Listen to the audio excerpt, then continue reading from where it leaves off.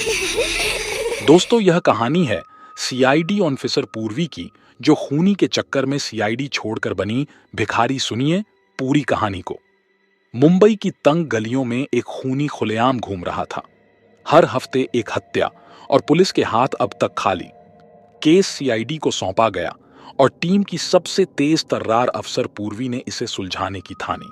जांच में सामने आया कि हत्याएं खास तौर पर फुटपाथ पर रहने वाले गरीबों को निशाना बनाकर की जा रही थीं।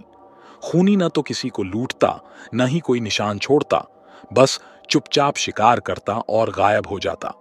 खूनी को पकड़ने के लिए पूर्वी ने फैसला किया कि अगर हत्यारा भिखारियों को मार रहा है तो उसे पकड़ने का सबसे अच्छा तरीका यही है कि खुद एक भिखारी बनकर उसके जाल में फंसा जाए।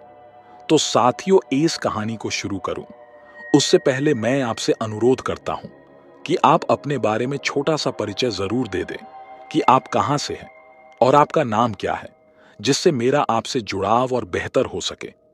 और आप इस चैनल पर नए हो तो सब्सक्राइब जरूर कर ले। कहानी शुरू होती है। अब उसने अपने कपड़े गंदे किए, चेहरे पर धूल लगाई और हाथ में एक कटोरा लेकर शहर के सबसे खतरनाक इलाके में बैठ गई। 3 दिन बीत गए लेकिन कुछ नहीं हुआ।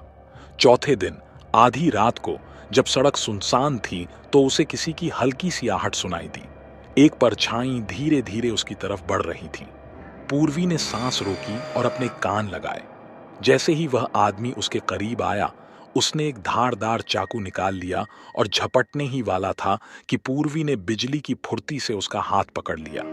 वह आदमी चौंक गया, लेकिन वह भी कोई आम हत्यारा नहीं था। उसने पूरी ताकत से पूर्वी को धक्का दिया और भागने लगा। पूर्वी तुरंत उठी और उसका पीछा किया।